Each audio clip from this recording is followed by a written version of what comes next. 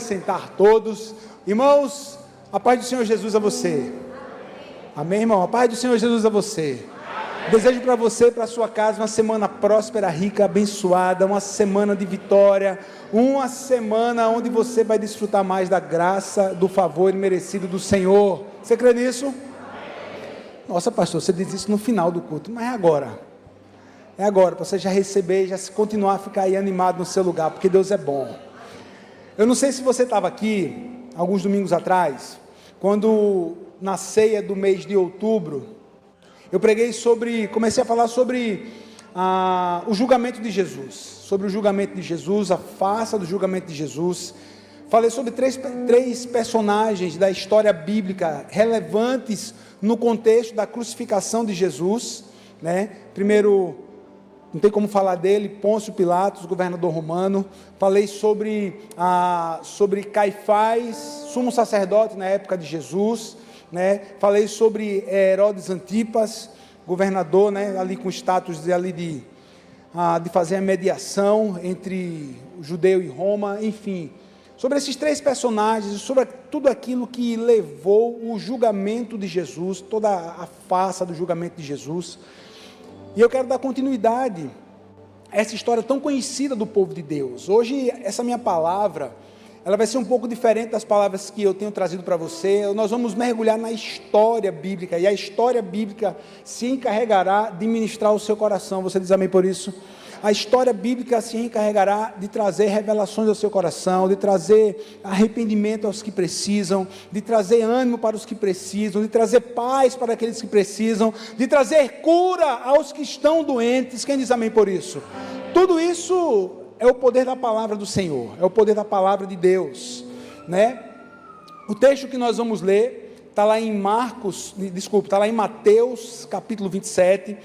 É interessante, irmãos, quando a gente lê os evangelhos, né, os sinóticos, você vê Mateus, Marcos, Lucas, né, você vai ler João também, a história bíblica é contada por eles, a história de Jesus, e por ângulos diferentes, como também, né, nessa parte da crucificação de Jesus, nessa parte do julgamento e crucificação de Jesus. É interessante você ler os quatro evangelhos, o que eles falam, porque um detalhe de Mateus, Marcos não vai falar, detalhe de Marcos, Lucas não vai falar, e eles se completam, né, porque foram visões, né, de homens ali que estavam presenciando o julgamento de Jesus. Aqui eu falando exatamente do julgamento e da parte da crucificação, e eles se completam, e não há incoerência nenhuma entre os evangelhos, porque a Bíblia ela é perfeita, porque foi inspirado pelo Deus perfeito,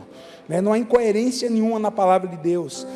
E essa parte que nós vamos ler, já é quando Jesus, ele foi declarado que ele seria crucificado, né? Essa parte do evangelho de Mateus, capítulo 27, eu quero ler com você, Mateus, capítulo 27,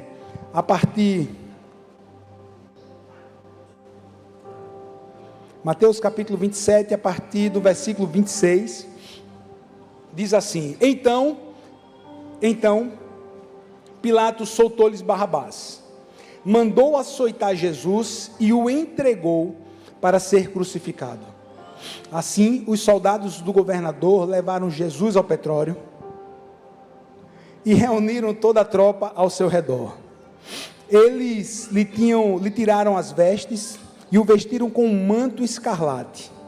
Depois, teceram uma coroa de espinhos e colocaram na cabeça dele. Na sua mão direita puseram uma vara.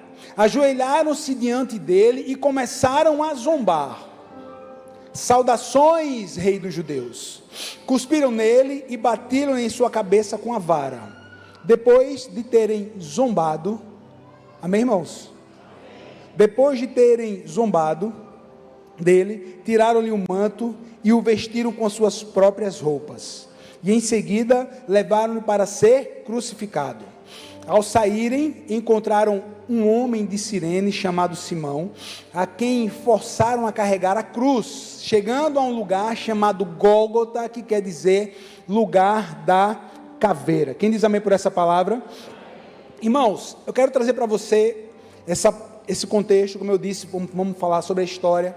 E eu tenho que começar a falar para você, né, o que já tinha acontecido com Jesus. Jesus já havia passado por um momento de grande angústia no jardim do Getsemane, onde a angústia foi tão grande que ele vai suar sangue, né? E ali foi a primeira gota de sangue de Jesus que foi derramado ali todo aquele momento da crucificação. No Getsemane, Jesus vai suar sangue.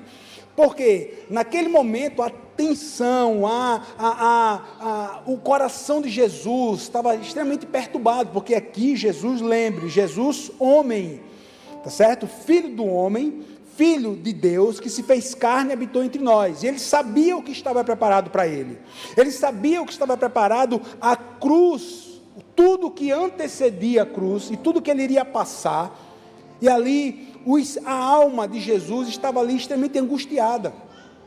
E é interessante você lembrar, que quando Jesus,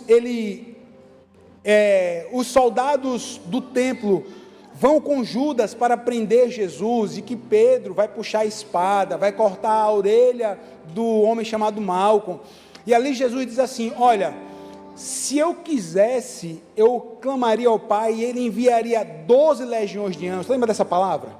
Porque ali, Jesus poderia acabar com tudo, 12 legiões de anjos, Jesus acabaria com tudo, e glória a Deus que ele não chamou essas legiões de anjos, porque se ele tivesse chamado, ele tinha escapado da cruz, e eu e você estávamos condenados à eternidade, longe de Deus. Então, olha o que Jesus, ele decide suportar por mim e por você, olha o que ele decide suportar por nós, e ali, Jesus vai passar por isso, e aqui já nos diz que Pilatos manda soltar Barrabás, e manda prender Jesus e açoitar. Pronto, aqui começamos a nossa mensagem, porque nesse momento, agora, a trama do falso julgamento com Jesus, tinha dado certo. Por quê? Porque Jesus, ele sai do sistema do judiciário judeu, e vai cair no sistema judiciário romano. Ali, Pilatos vai determinar a morte por crucificação de Jesus. Jesus entra na pena romana. Crucificação não era uma pena dos judeus, não, crucificação era uma pena dos romanos. Só Pilatos poderia ordenar a crucificação de Cristo, como também a crucificação de tantos outros que foram crucificados, ou Pilatos, ou autoridades romanas, como César, ou outros governadores. Você tem que entender isso. Jesus, ele sai do... Por quê? Porque o sistema judaico, por exemplo, não poderia matar uma pessoa pelo crime que Jesus foi condenado. Qual foi o crime de Jesus? Simplesmente ser chamado rei dos judeus. O crime de Jesus, para eles, foi esse. Mas ele é ou não é rei dos judeus? Ele é rei do judeu, do romano, do grego, do brasileiro, ele é rei de tudo e todos. Todos estão sobre o domínio do Senhor Jesus, porque ele é o Senhor. Você diz amém por isso? Até o inferno, meu irmão, vai submeter a Jesus. Até os demônios no inferno, no último dia, vão se ajoelhar diante de Jesus, né? Você diante de Jesus. Escuta essa. Então, pessoal, esse foi o crime que eles imputaram a Jesus. O judeu, a pena máxima, a pena máxima para esse seria como Paulo foi, né? Passou por 40 chicotadas menos uma, né? Esse era o sistema judeu, mas o romano não. E aqui Jesus, ele vai começar o chamado flagelo romano. Jesus, ele foi flagelado no meu e no seu lugar. Jesus, ele ia passar por quê, irmãos? Pelo flagelo. Diz assim, flagelo. O flagelo. O que é isso, pastor? É o sistema. Começou. O texto nos diz que Jesus sai da presença de Pilatos e entra no pretório. Que era o pretório? Era a casa do governador, onde também ficava a guarda pretoriana, cerca de 300 a 600 soldados romanos. A Bíblia nos diz que imediatamente quando Jesus chega, primeira coisa, vão tirar a roupa de Jesus, vão deixar Jesus totalmente nu, E a Bíblia nos diz que ele começou a ser flagelado. Qual era o esquema aqui? Um pedaço de pau, um toco de mais ou menos 60 centímetros, com argolas de ferro, no qual a mão daquele que estaria sendo flagelado era amarrada, as mãos e os pés. E os soldados romanos, os carrascos romanos, iam pegar um chicote, o azorrague, no qual, nas suas pontas, guarda isso, tinha ou pedaço de osso, ou pedaço de vidro, ou pedaço de metal. Amém, irmão? Olha para cá. Ou pedaço de metal. E ali, presta atenção, não era um soldado que ficava com o chicote. Não era um. Histórias relatam que eram dois. Sabe por quê? Porque à medida que um batia, a vítima ali estava presa, ela não tinha como se mexer. Não tinha como se mexer e não tinha pausa. Eram dois, geralmente, soldados que, à medida que um batia e que puxava, que arrancava o couro da pessoa, o outro, quando puxava, o outro já vinha com o outro lado. Então, olha só o que Jesus passou, olha o nível de sofrimento de Jesus. Pastor, por que você está trazendo isso? Porque tem que ficar guardado na minha e na sua memória, tem que ficar guardado o que Jesus passou para que nós pudéssemos ter vida e vida em abundância, tem que ficar guardado no seu coração o que Jesus passou para que eu e você hoje pudéssemos ter vitória. Tem que ficar guardado na sua mente o que Jesus passou para que hoje eu e você pudéssemos dizer assim: o Senhor venceu em meu lugar. Eu posso sim dizer: eu sou vencedor em nome daquele que me amou, porque nem morte, nem vida, nem principados, nem poderes, nem altura poderá me separar do amor do meu Deus. Para que eu e você possa dizer isso hoje. E aqui Jesus está sendo espancado, irmãos. Ele está aqui passando o flagelo romano. Olha o que está acontecendo. Historiadores falam que quando ia haver crucificação, era uma fila dos que iam ser crucificados. E muitas vezes, quando o primeiro que ia ser crucificado, o segundo, quando enxergava aquilo, ele já confessava tudo que Roma queria, tudo que ele já se condenava para não passar por isso.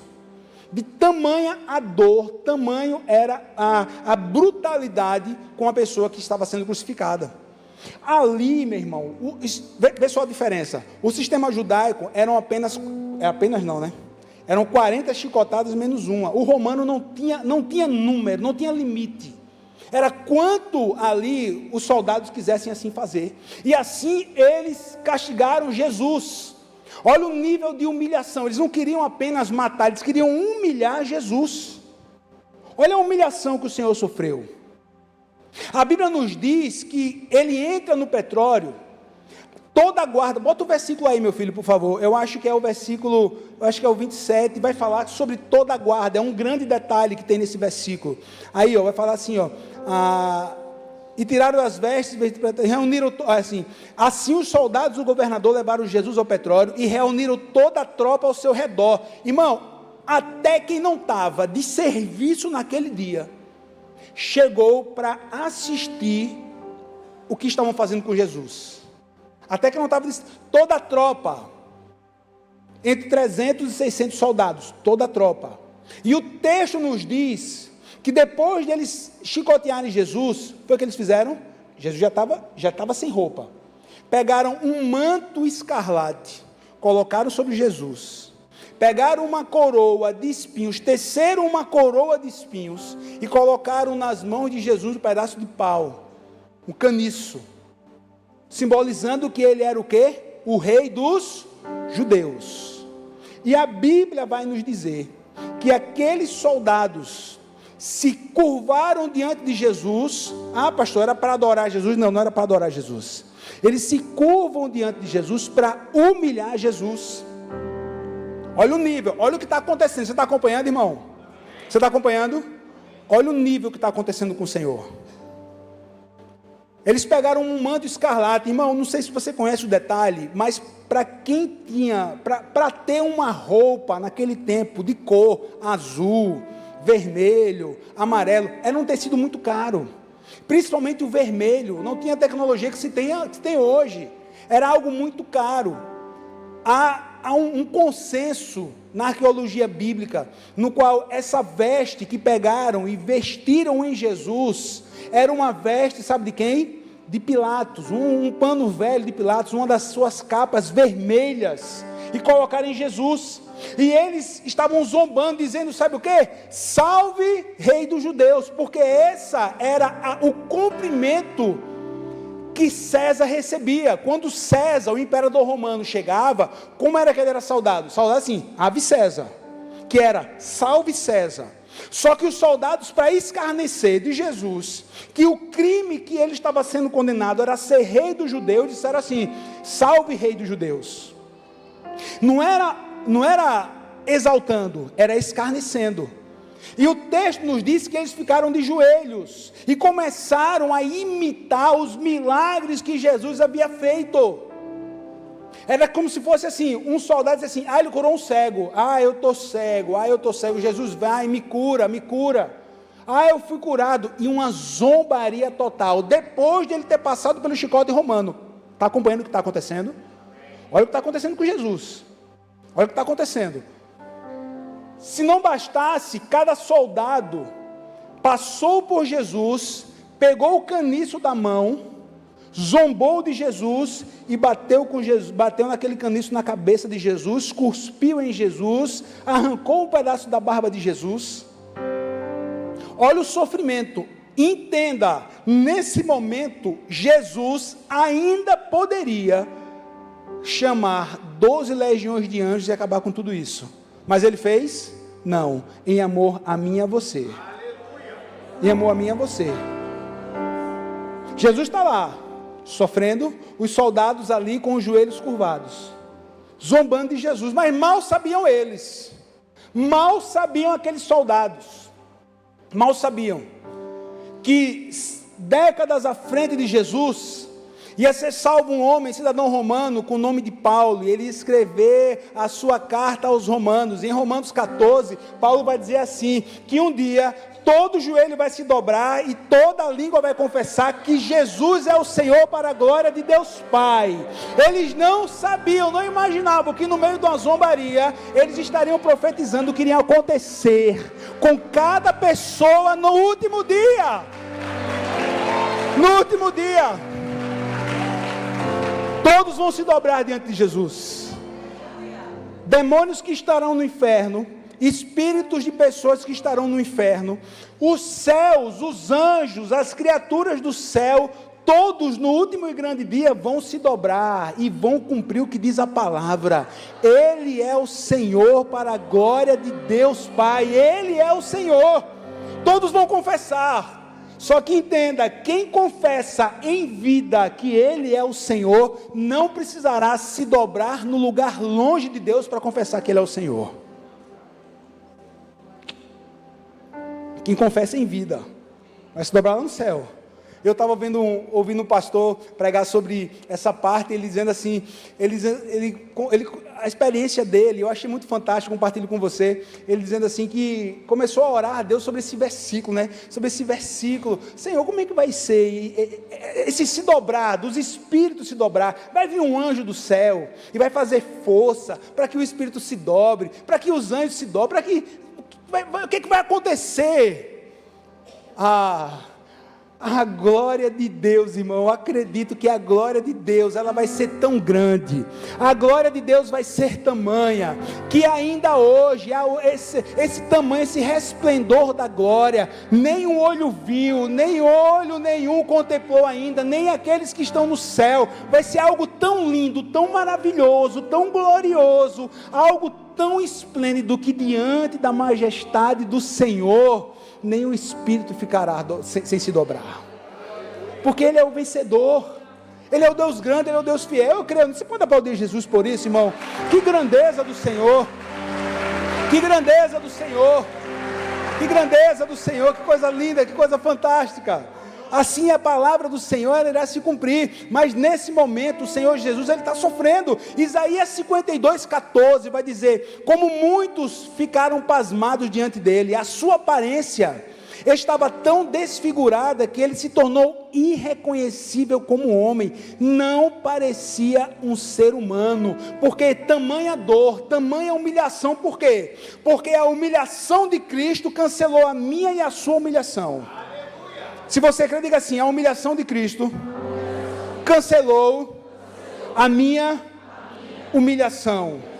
O único motivo de Jesus não ter reagido foi porque havia um plano divino. E o plano divino seria aquele: o Cordeiro perfeito teria que sofrer, teria que se cumprir as Escrituras, que cerca de 600 anos antes já havia sido profetizado acerca do próprio Cristo, que não haveria pecado nenhum sobre ele, nenhuma mancha, nenhuma mácula, mas ele, como ovelha muda para o matadouro, ele seria condenado, e assim foi Jesus. Só que você tem que entender, olha o nível de humilhação que Jesus está passando.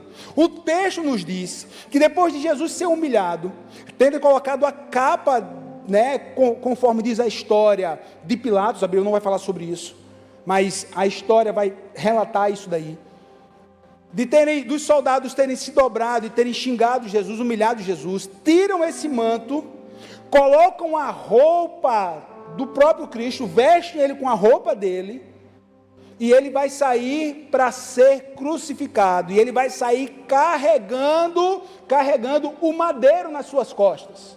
Ele vai sair carregando o madeiro. Olha o nível de dor e de humilhação que Jesus está passando. Tudo isso para quê? Para que eu e você hoje pudéssemos ter vida e vida em abundância. Tudo isso para quê? Para que hoje eu e você pudéssemos tomar posse pela fé da vitória dele na cruz do Calvário.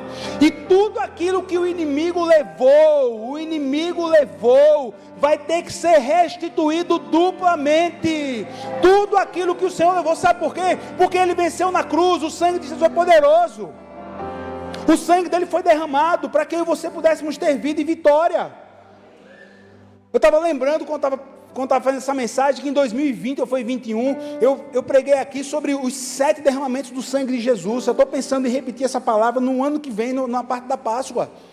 Foram 7 derramamentos de sangue, são 7 libertações do Senhor para mim e para você, que pela fé, se nós tomamos posse, a palavra se cumpre na nossa vida. Primeira gota de sangue que foi derramada, foi lá no Getsemane, quando ele suou sangue, isso, quando ele sua sangue no Getsemane, no jardim do Getsemane, quando ele vai suar sangue ali, deixa eu trazer só um pouquinho, para você ficar aí com vontade de ouvir essa palavra. Quando Jesus ele vai suar sangue, a gota de sangue do suor ali, que seria suor, mas não foi suor, foi sangue, que cai na terra, ali simboliza a redenção da terra. Como, pastor? A redenção? Sim, a redenção da terra. Porque se você vai lá em Gênesis capítulo 3, quando o homem peca, vai ter uma pena para o homem, para a mulher, para a serpente, e ainda mais, a terra vai começar a produzir espinhos, abrolhos. E naquele momento que o sangue de Jesus cai sobre a terra, meu irmão, é como se houvesse uma redenção do alto sobre a terra voltaria a produzir com a força dela. Pastor, é 100% hoje? Não é, porque o pecado continua, mas houve uma redenção. A gota do sangue de Jesus nos redime, nos cura, nos dá dupla honra. Quem diz amém por isso? Porque foi por isso, irmão. Ou você acha que o sangue derramado, quando foi colocado na coroa, a coroa de espinhos, que cortou a cabeça de aquele sangue derramado, o que é que simboliza? Meu irmão, simboliza dupla honra. Como assim dupla honra? Meu irmão, tudo aquilo que o inimigo roubou, você vai ter que receber restituição. Escute, é para quem crê. Quem crê aqui? Quem crê? Então, para você que crê, preste atenção numa coisa: a palavra de Deus nos diz que aquilo que o inimigo roubou, a área que você foi humilhado no casamento, o perdão de Jesus chega a uma restituição. Ontem você pode ter traído ou pode ter sido traído, amanhã você está aconselhando casais, porque você venceu, foi feita uma reconciliação, você vive bem. Hoje você pode dar a mão para um casal que precisa, porque você venceu em nome de Jesus. Sabe o que é isso? É dupla honra. Nas suas finanças, perdi tudo. Aí você começa a entender que existem princípios. O princípio, por exemplo, do dízimo. Você perdeu tudo, mas perdeu tudo ontem. Mas hoje entreguei a vida para o Senhor. Estou aqui pautando a minha vida nos princípios da palavra dele. Eu creio que o Senhor, ele vai me dar essa dupla honra. Boa medida, recalcada, sacudida e transbordante. Cumpra os princípios do Senhor, que Deus vai te abençoar.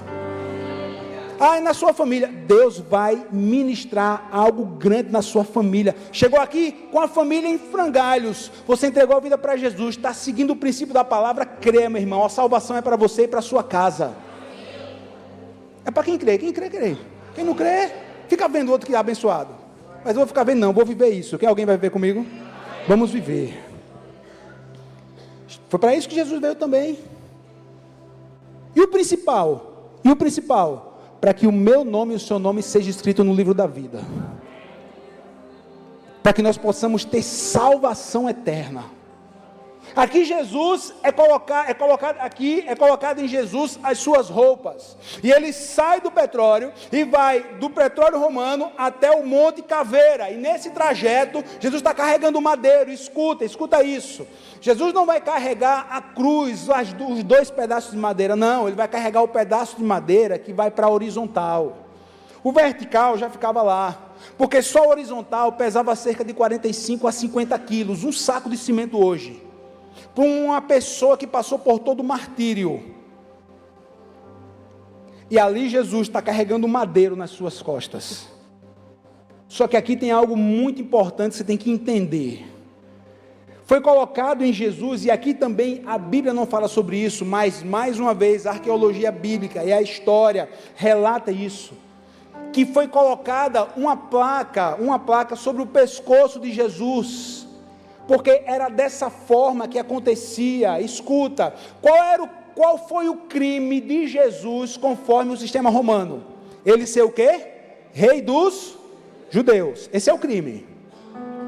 A pena crucificação. E aí o que acontece? Colocaram nessa placa escrito Rei dos Judeus, em grego, latim e em hebraico. Rei dos Judeus, para que todo mundo que visse aquela cena soubesse do crime que aquela pessoa havia cometido. Mas com Jesus, ele não cometeu crime algum, foi uma falsa acusação. Mas mesmo assim, ele sai com um pedaço de madeira, com um madeiro andando, pendurado, o rei dos judeus, só que ele não consegue carregar aquela madeira. O texto nos diz que Jesus cai, e um soldado romano vai pegar um homem chamado Simão, da cidade de Cirene, para ajudar Jesus a carregar a cruz. Só que tem um detalhe: quando a pessoa que estava sendo crucificada, ela está fazendo o trajeto do petróleo até o monte da crucificação, escuta isso, na frente ia um soldado romano, um arauto, gritando o crime que aquela pessoa cometeu. Qual era o crime de Jesus? Segundo eles, rei dos judeus. E aqui o arauto ia na frente, aqui vai estar sendo crucificado o rei dos judeus, o rei dos judeus, o rei dos judeus. Eu estou pregando para pessoas aqui, no qual arautos do inferno podem estar gritando aquilo que você viveu no passado. Porque você era um prostituto, porque você era um alcoólatra, porque você era uma pessoa viciada em pornografia, porque você fazia isso, você fazia aquilo, e o inimigo tem lançado na mente, escuta, de algumas pessoas, essa sua vida do passado. Mas você tem que entender de uma vez por todas, as coisas velhas já passaram e tudo se faz novo. Nenhum arauto do inferno, nenhuma palavra do inferno tem poder sobre a vida do crente salvo em Jesus. Pode colocar na internet, pode colocar no Instagram, pode colocar onde quer que seja. Entenda, a palavra que vai permanecer sobre você é aquilo que Deus afirma que você é: filho amado, salvo, redimido,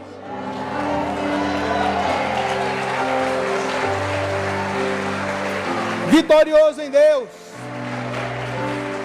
Essa é a palavra que você tem que levar em consideração. Salvo por meio da fé, salvo não pelas obras, mas pela bondade de Deus Pai, pelo amor de Jesus por mim. Essa é a palavra que você tem que carregar. Não é a acusação passada. O inimigo só quer uma brecha no coração das pessoas para voltar com falsas acusações. Não, meu irmão. Não. As coisas velhas já passaram. Se há alguma pendência no sistema humano, você pague. Mas diante do Senhor, você é livre. Quem aqui já entregou a vida para Jesus? Quem aqui tem certeza da salvação? Levanta a mão. Para essa pessoa que está com a mão levantada, diga assim: você é livre, você é livre, você é livre em Cristo Jesus, você é livre. Declare isso em nome de Jesus. Você é livre, somos livres. Somos livres. Somos livres no Senhor. Somos livres no Senhor. E ali Jesus vai caminhando, o arauto gritando. Ele não consegue fazer todo o trajeto. Simão Cirineu pega aquele pedaço de madeira, sobe o Monte Caveira. E lá no Monte Caveira, Jesus,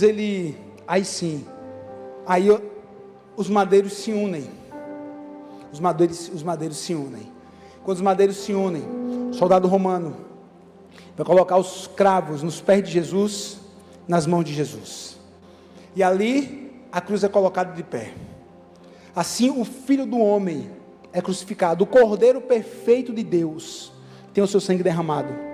O Cordeiro perfeito de Deus, no dia mais triste e mais escuro da história da humanidade. O Cordeiro perfeito de Deus, que não tinha pecado algum, que não tinha culpa alguma, foi colocado no madeiro. Subiu o madeiro. O sangue dele foi derramado. A Bíblia nos diz que Jesus, ele já no final, já próximo dele entregar a sua vida,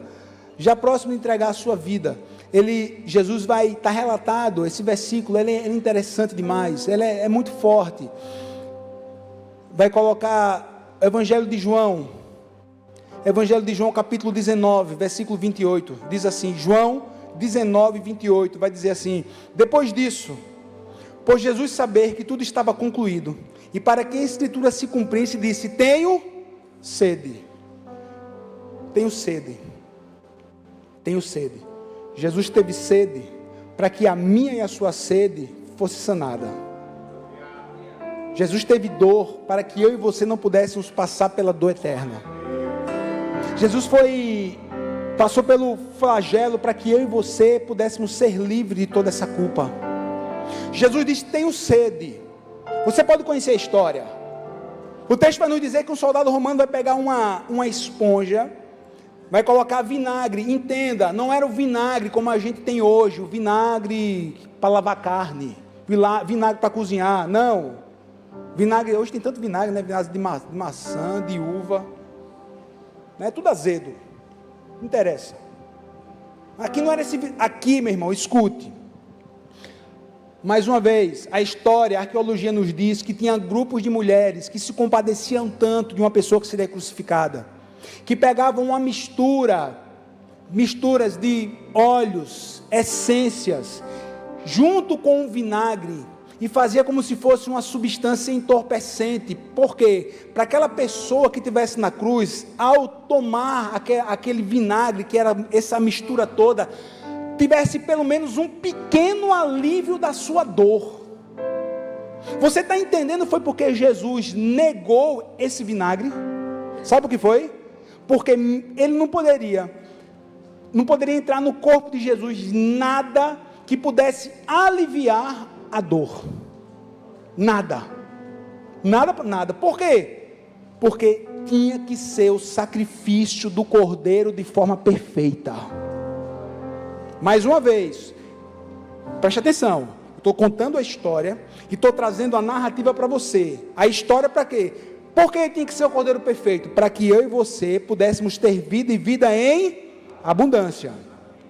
Para que eu e você pudéssemos ser salvos, para que o sacrifício dele fosse completo. Jesus vai negar essa água, esse vinagre aqui, vai negar essa. Ele teve sede, para que a minha e a sua sede fosse sanada. Depois de alguns minutos, Jesus vai gritar na cruz: Deus meu, por que me desamparastes?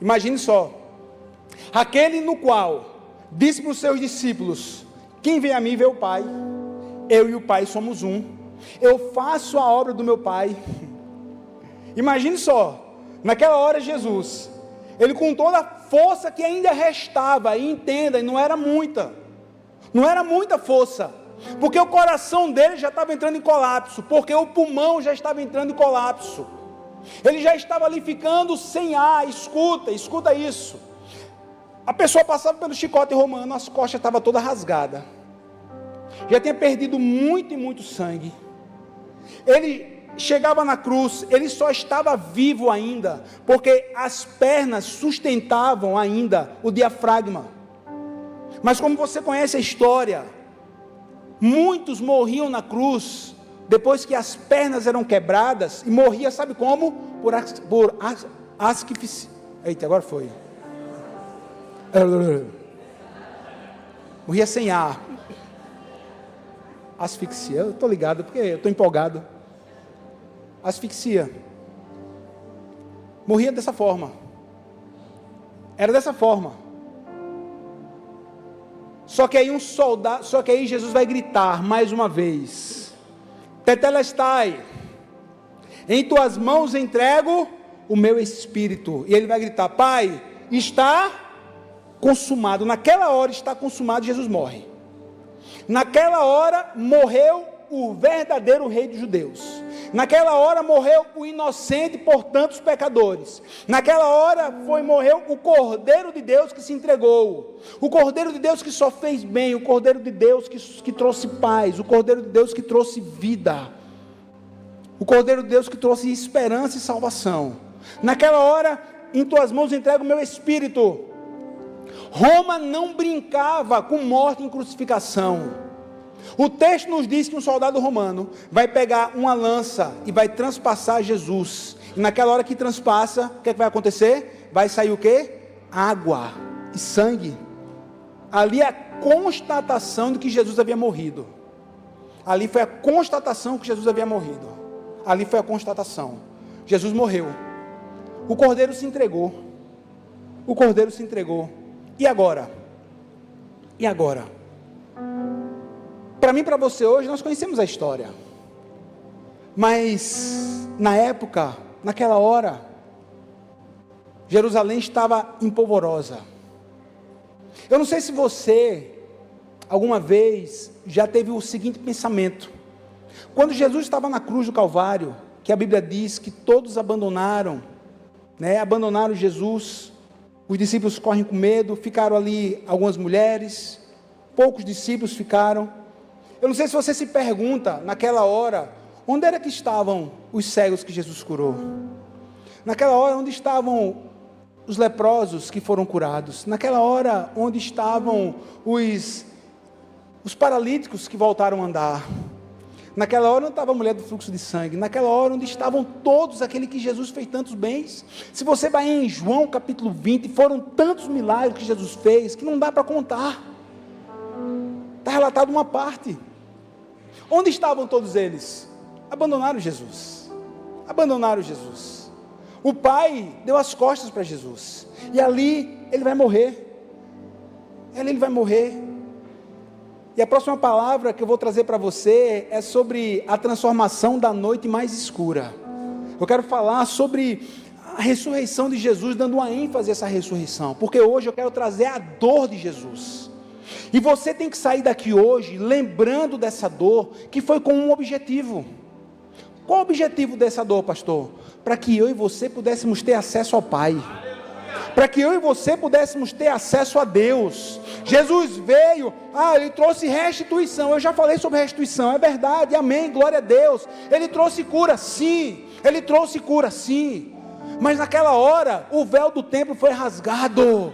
Naquela hora que Jesus entrega o seu Espírito, quando a gente fala, quem sabe você é um crente novo, e a expressão véu do templo, você não sabe nem o que está acontecendo, você não sabe nem o que é. Deixa eu te passar para você. Véu do templo, no templo sagrado naquela hora, Um lugar onde só o sumo sacerdote acessava uma vez no ano, tinha um véu, e esse lugar que era acessado, que simbolizava a presença do Deus Todo-Poderoso, tinha um véu, e somente um homem, depois de fazer a cerimônia pelos seus pecados, poderia acessar o Santo dos Santos, simbolizando que só um homem poderia acessar Deus. Aí naquela hora, quando Jesus morre, o véu é rasgado, e é rasgado de alto a baixo, é rasgado de alto a baixo, simbolizando, sabe o que? Hoje, não precisamos mais de nenhum sumo sacerdote, não precisamos de nenhum sumo sacerdote. Hoje, eu e você podemos ter acesso ao Deus Criador do Universo, ao Deus Todo-Poderoso, quando você está orando em nome de Jesus com fé.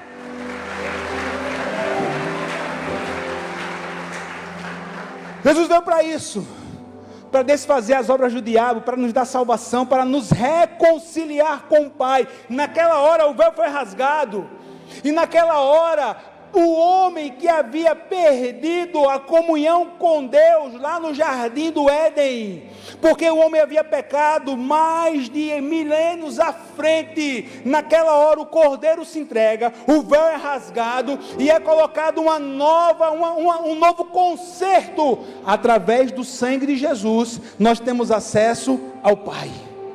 Isso é fantástico, isso é demais, isso é demais. Podemos ter acesso ao Pai. Irmão, como não pregar sobre paternidade?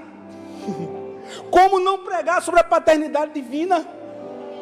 Se nessa igreja a gente passasse um ano, todos os cultos falando sobre paternidade, para que você possa entender a forma que Deus te ama, para que você possa ser sarado de todas as mazelas que estão no seu coração, porque a paternidade de Deus cura, e só temos acesso a essa cura, porque o véu foi rasgado, porque o Cordeiro se entregou, e eu e você podemos ter acesso a Deus. Paternidade cura.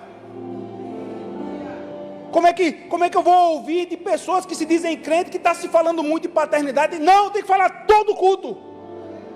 O amor de Deus Pai, o amor de Deus Pai por mim e por você, o amor que cura, o amor que transforma, o amor que abre portas, o amor que cura as feridas do coração, o amor que traz um novo tempo, uma nova vida, o amor que transforma o semblante de uma pessoa. Se você entregou a sua vida para Jesus, em alguma mensagem que eu estou pregando, é muito provável que você, quando chegou aqui, você ouviu de mim o seguinte: imagine uma mesa grande, onde Deus Pai está sentado nela, e você tem acesso a essa mesa, você tem acesso a tudo aquilo que Deus tem para você. Sabe o que é isso? Sabe o que é isso? Isso é filiação divina. Isso é filiação divina, cara. Isso é filiação.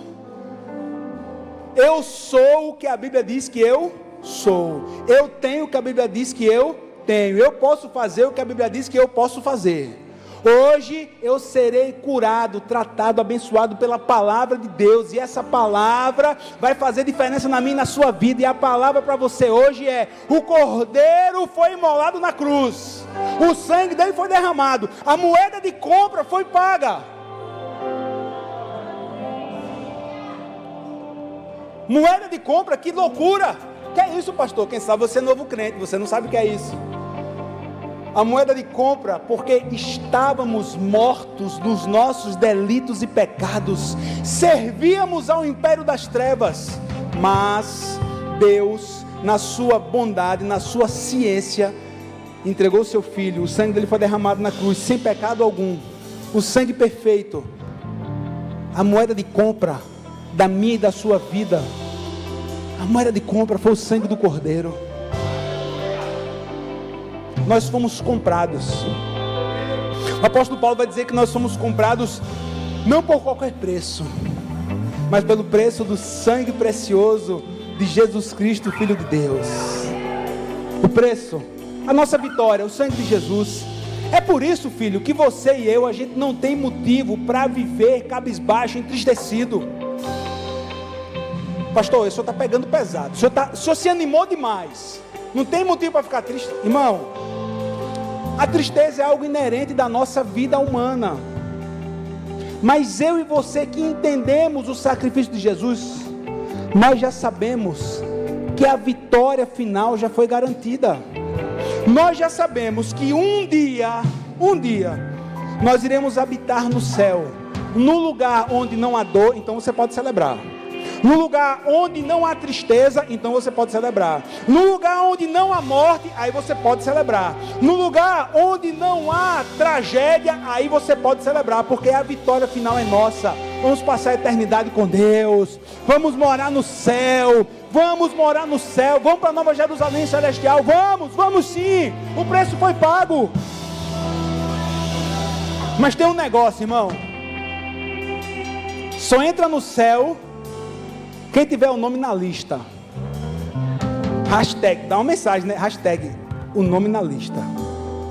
Vamos falar sobre o nome da pessoa escrito no livro. Que livro? No livro da vida. Livro da vida do Cordeiro. Velhinho, só entra no céu se o nome estiver lá. E não adianta falar com seu ninguém para colocar o nome na lista. A lista da festa. Cara, cada mensagem massa, né? A lista da festa, porque vai ser uma festa, irmão. Vai ser uma festa. As bodas do Cordeiro, a ceia. Uma ceia onde Jesus vai servir os salvos. Já pensou, irmão, a gente numa mesa sentado, todos os santos sentados. Imagina o tamanho da mesa. Está na Bíblia, filho. É só você ler a Bíblia. Está na Bíblia, imagine. A gente sentado numa mesa e Jesus servindo uma ceia. E um menino chegou para mim e perguntou: pastor, essa ceia o quê? Vai ser o pão normal, o vinho? Vai ser o quê? Aí eu disse: vou pegar ele. Meu irmão, essa ceia vai ser com Coca-Cola zero, velho, gelada. Ele olhou assim para mim: não, pai, brincadeira, calma. A gente não sabe, mas vai ser uma ceia. Volta. Mas vai ser uma ceia que Jesus vai servir aos salvos. Você está lembrado que eu falei sobre Romanos 14? Que todo joelho vai se dobrar, toda língua vai confessar que Ele é o Senhor. Todos vão confessar. Só que tem uma confissão que quando nós fazemos em vida, quando a gente faz em vida, essa confissão vai fazer com que o seu nome seja escrito no livro da vida. Que confissão é essa? É confessar que Jesus Cristo, Ele é o Senhor, único e suficiente Salvador da sua vida. É você crer de coração e confessar com a boca. É você crer com o coração, você entender essa mensagem. Eu sou um pecador, preciso da graça imerecida, do favor de Deus através de Jesus. Pela graça de Jesus eu serei salvo. Porque eu creio, porque eu acredito, por meio da fé. Não vem de pessoas, não vem de vós, não vem de obras, para que ninguém se glorie. É simplesmente pela graça de Deus. E essa graça não está disponível apenas para alguns escolhidos. Se você não faz parte dos predestinados, você está fora. Não, irmão, isso não existe não. Isso é doidice. Porque o Jesus que eu sirvo, esse Deus amado que nós servimos, Ele dá oportunidade para todos, com seu livre-arbítrio, todos que nele crê, não pereça, mas tenha a vida eterna. Essa é a nossa teologia. Isso é aquilo que cremos. Todos temos a oportunidade. A igreja do Senhor Jesus está predestinada a se encontrar com a igreja. Mas eu e você é uma questão de escolha. É uma questão de escolha. É uma questão de escolha. Jesus sofreu tudo isso para que eu e você pudéssemos ter vida e vida em abundância. Eu convido você a ficar de pé. Eu convido você a ficar de pé aí no seu lugar. Eu convido você a começar a imaginar comigo o final dessa série de mensagens. Dá uma série, você três, o final dessa série. Quando Jesus, Ele está lá na cruz, que Ele entrega o seu Espírito, e Jesus morreu. E lembre, Roma não brincava com essa morte. Está registrado, Ele morreu. Foi constatado água e sangue. Morreu. Foi morto. Quando o inferno achava que tinha vencido, Quando o inferno achava que tinha vencido, quando Satanás festejava, achava que tinha ganho, achava que o plano de Deus tinha ido por água abaixo, quando o inferno estava em festa, quando o inferno festejava que Jesus havia sido crucificado e morto, quando Satanás estava com seus demônios lá no inferno, no terrível inferno, de repente, aqui na minha história, entra comigo nessa história, de repente, uma luz começa a brilhar em meio às trevas, e aquela luz vai aumentando, sabe quem era? Jesus!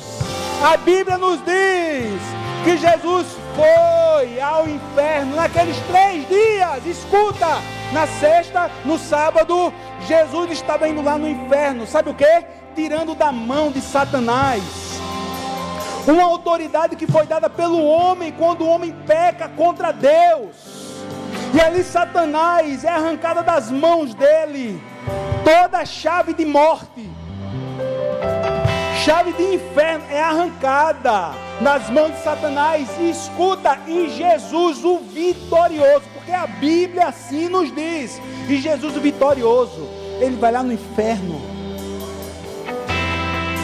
arranca a autoridade que tinha. Agora você não tem mais nada,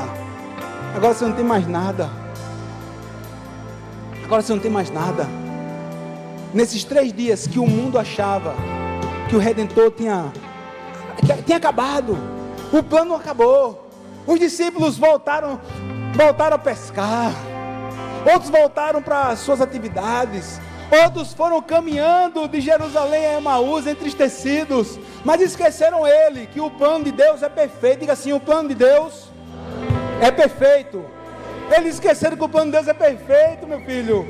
E ali no terceiro dia, ao raiar do terceiro dia, meu irmão, ao raiar do terceiro dia, naquele túmulo onde tinha uma pedra gigante,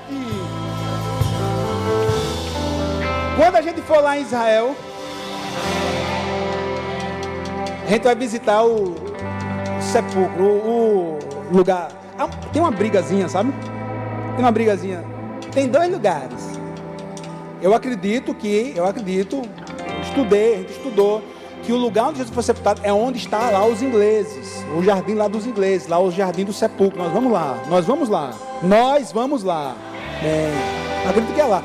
Mas tem outro lugar, porque Alexandre o Grande, quando conquista Jerusalém, a mãe de Alexandre era Helena, e Alexandre diz assim: compre os lugares sagrados, construa igrejas, construa templos. Aí acontece um bocado de coisa, e diz lá um lugar onde, não, eu acredito que é no outro, mas a gente visita os 2, beleza, visita os 2, mas naquele lugar onde tinha aquela pedra, só podia ser lá, velho, aquela pedra selada com o selo de Roma, soldados romanos tomando conta da pedra, ao raiar do domingo, do terceiro dia, irmão, no terceiro dia, o anjo do céu veio, tirou aquela pedra, arrancou com o selo romano, arrancou com o selo do império, porque nenhum império da terra se submete ao imperador dos céus,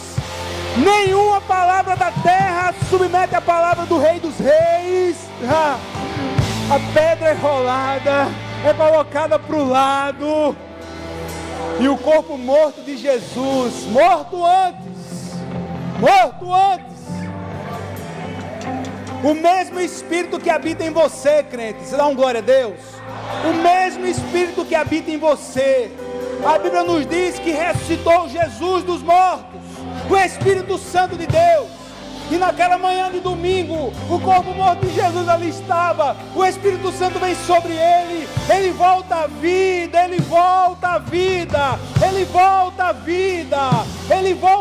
e ele sai caminhando daquele túmulo, daquele sepulcro. Meu Deus, eu não posso entrar na mensagem do outro domingo, mas eu não consigo de uma glória dessa.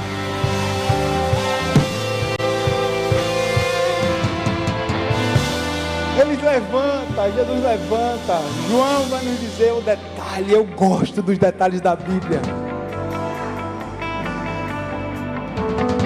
A Bíblia nos diz que tinha um lençol, tinha um manto. O detalhe do texto.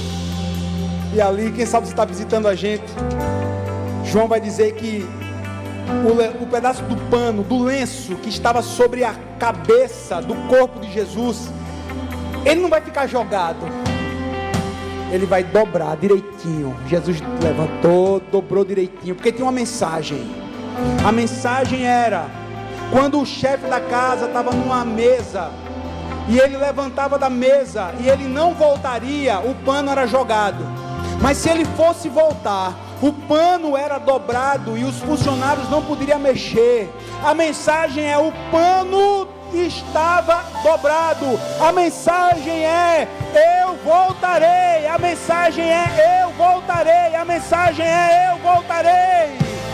Eu voltarei vitorioso. Adore esse Jesus.